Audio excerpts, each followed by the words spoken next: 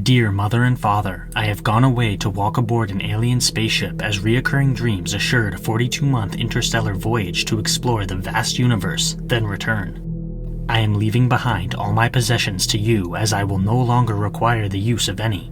Please use the instructions in my will as a guide to help. Love, Granger.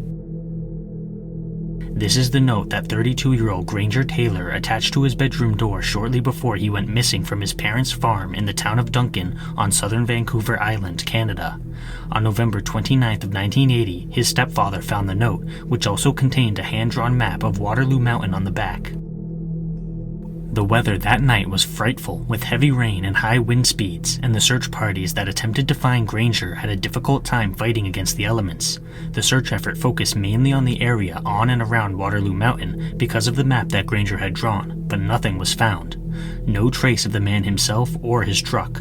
He had simply vanished. Granger Taylor was a mechanical genius. He took advantage of any opportunity to repair damaged machines, including an old train that he hauled out of the forest, as well as a World War II aircraft. He used his skills to express himself, and his creations gave him a strong purpose in life. In addition, Granger often taught the neighborhood children about machinery, how it worked and how to repair it. An executive producer who worked on a documentary about Granger's disappearance said, "The work that he did as far as finding machinery and restoring it was impressive for somebody who didn't have a lot of formal education. He could build anything. He was a uniquely talented guy." However, along with his genius came a rather concerning trait. Granger believed that he could communicate with aliens. After his disappearance, it was determined that Granger frequently smoked marijuana, and there was some evidence that he may have used psychedelic drugs as well. He was also prone to depression and bouts of mania. Each of these factors could certainly have contributed to his belief that he was in contact with extraterrestrials. He even built his own version of a spaceship as a means of living up to his own expectations of being chosen as an alien communicator. Granger's will contained 2 alterations that he had made shortly before he went missing. He removed the word funeral and then replaced the word death with the word departure. Granger's truck was a little more earthly than his spaceship, and local forestry workers managed to find the vehicle in March of 1986. It was located near Mount Prevost in British Columbia, relatively close to the Taylor family home. The vehicle had been damaged by an explosion, and the police connected this to the fact that Granger was familiar with dynamite and several sticks had gone missing from his parents' property the night he disappeared. The authorities confirmed that the vehicle belonged to Granger by the vehicle identification number. Investigators found bone fragments and a piece of Taylor's shirt at the scene. At the time, DNA testing was not very common, but pathologists were able to identify the bone fragments as Granger. One of the leading theories on the case was that Granger had taken his own life with the dynamite, but his best friend disputed this hypothesis. Robert Keller stated that Granger was the most intelligent, down-to-earth, wise man that I've ever met in my life. He wasn't a nut. He was a very, very intelligent guy who carried on with his life normally, but after you say spaceman, then all of a sudden he becomes a nut.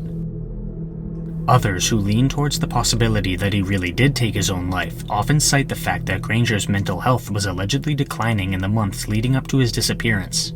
Although Keller denies the possibility that Granger ended his own life, he admitted that Granger was too smart to have caused an accident with the dynamite. He was too smart to have an accident up on the mountain. There's no way. He knew how to handle explosives. He was basically an expert. So when it came to safety, that was his #1 priority. It doesn't work with me. He wouldn't have had an accident, and he wouldn't have done it on purpose. The authorities closed the case with the conclusion that Granger had died in a dynamite explosion, but not everyone was satisfied with this.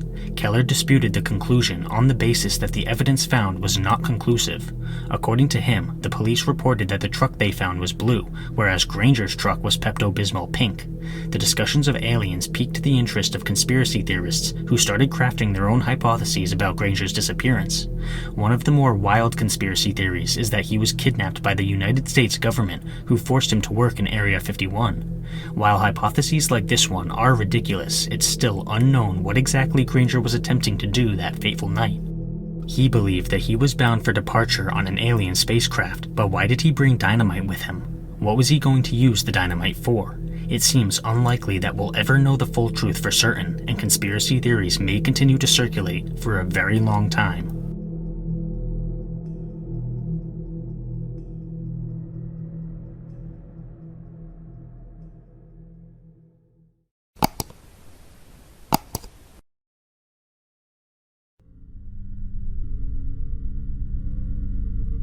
Oakville is a small city in Washington state. The region in which the city is located receives a lot of rain, so downpours are to be expected, but the torrential rain that fell on August 7th of 1994 was far from ordinary. Instead of normal raindrops, residents of the city reported gloopy, gelatinous, translucent blobs that were no larger than a grain of rice. These blobs covered the ground in the city and surrounding area, and several people reported that they had become sick after coming into contact with the blobs. Common symptoms included fatigue, nausea, dizziness, breathing difficulties, and blurred vision. One woman's cat perished after coming into contact with the substance. A microbiologist at the Washington State Department of Health discovered that the blobs contained 2 species of bacteria, but neither of them were necessarily harmful. In addition, the blobs contained cells which scientists initially suspected were human white blood cells. However, they soon discovered that these cells did not contain nuclei, which meant that they were not human white blood cells. State investigators were able to determine that the substance was organic, but further testing became impossible after the samples were lost. A police officer named David Lacey recalled seeing a blob hit his windshield at 3 a.m. while he was on patrol. He said, "We turned our windshield wipers on and it just started smearing to the point where we could almost not see." Over the course of the next 3 weeks, these gelatinous blobs would come raining down from the sky 5 more times. They covered an area of 20 square miles. Numerous theories have been posited to explain the strange phenomenon, but none of them have ever been conclusively proven. One hypothesis is that the blobs were part of military weapons testing, which the United States military denied. In a similar vein to this, some people suggested that the blobs were pieces of jellyfish that were shredded and swept into the stratosphere by Air Force bombing practices in the Pacific Ocean. Another theory is that the blobs were star jelly, which is a mysterious substance that mostly exists in folklore. It's a gelatinous mass that falls from the sky after meteor showers, but there's no solid scientific research behind this. It's most likely nothing more than a myth. However, in 2012 there were gelatinous blobs that formed in Bournemouth in the United Kingdom. This occurred when sodium polyacrylate absorbed water from a storm. Some people believe that something similar could have happened in Oakville. One theory that was popular in the immediate aftermath of the incident was that the blobs were fluid waste from an airplane toilet, which could certainly explain the sicknesses that cropped up around the area. However, the United States Federal Aviation Administration pointed out that fluid waste would be blue, not translucent.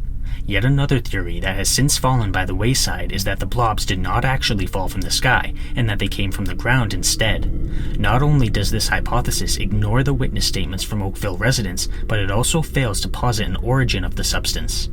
At the end of the day, the Oakville blob incident remains an eerie, unsolved mystery. Maybe a similar incident will occur in the future, and science can figure out the cause, but until then, all we can do is wonder.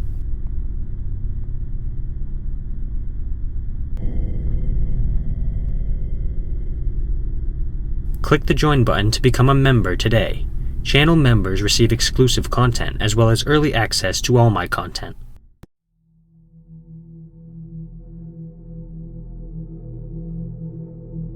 This is the Voynich Manuscript, an illustrated and handwritten codex that has been carbon dated to the early 15th century CE. Experts have examined the stylistic markers of the codex and tentatively concluded that it may have been composed in Italy during the Italian Renaissance. However, the author or authors are unknown, and most of the codex has never been translated.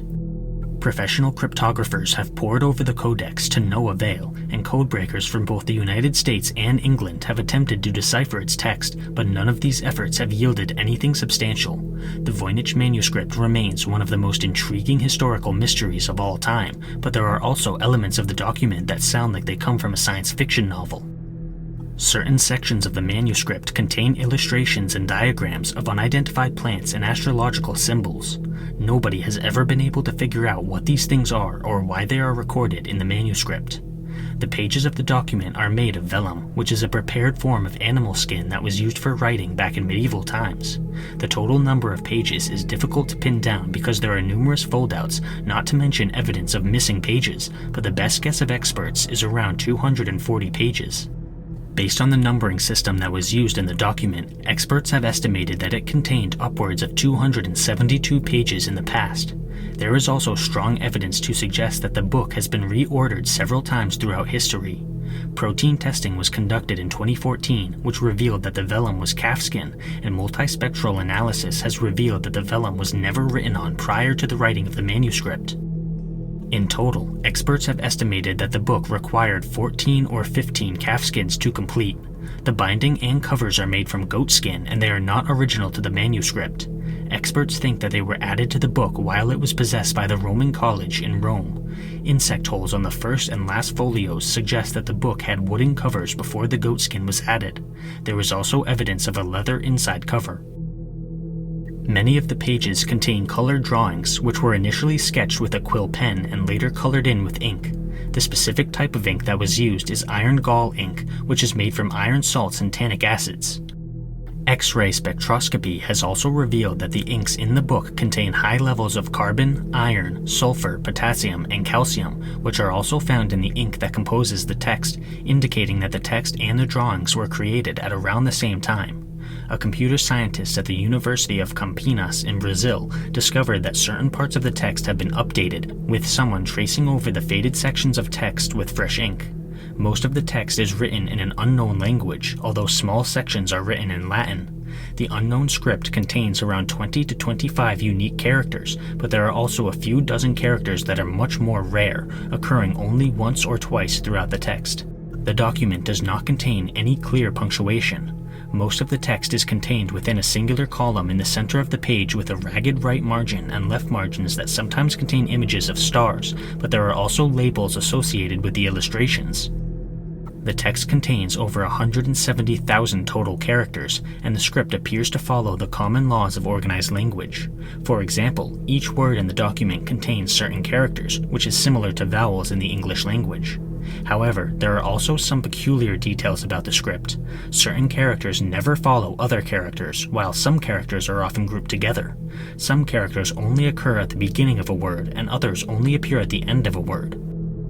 An expert in ancient languages at Pennsylvania State University stated that the things we know as grammatical markers, things that occur commonly at the beginning or end of words such as S or D in our language, and that are used to express grammar, never appear in the middle of words in the Voynich Manuscript.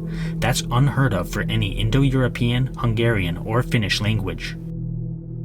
One researcher determined that the distribution of letters, as well as their correlations, was more similar to the Mandarin Chinese phonetic alphabet than any known European language, which is extremely strange. As a result of the script being unknown, experts have organized the manuscript into 6 distinct sections based on the illustrations rather than the text. The first section is herbal, where each page displays 1 or 2 plants with a body of text. None of these plants are identifiable beyond reasonable doubt.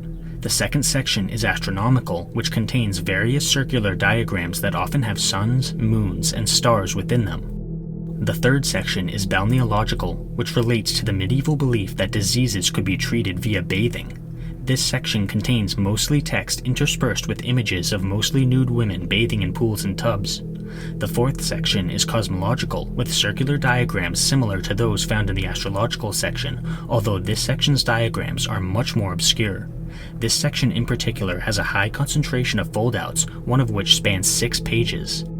This specific foldout contains a drawing of a map with 9 islands that are connected by causeways, and the islands house castles and a volcano.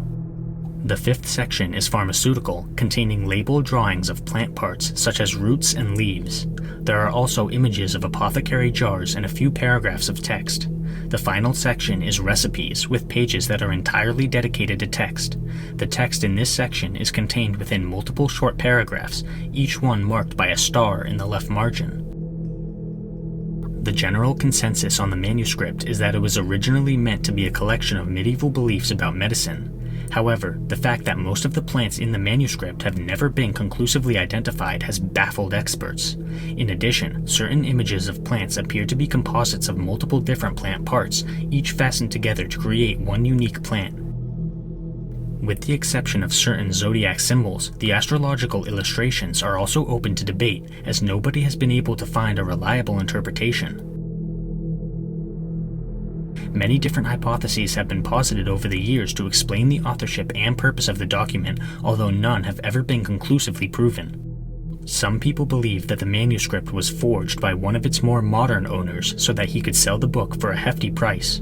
Other people believe that the manuscript was created by a nobleman named Jacobus Sinapius in the modern-day Czech Republic because of a signature at the bottom of the first page, but other people argue that the signature in the manuscript does not match the signature of the nobleman himself. Yet another theory suggests that the manuscript was written by a 15th century North Italian architect named Antonio Averlino, while yet more people have posited that the manuscript was actually created in Mexico between 1562 and 1572. There are plenty more theories about the authorship and purpose of the manuscript, and as you can clearly see, nobody can agree about it. The Voynich Manuscript will most likely remain a strange and cryptic mystery forever.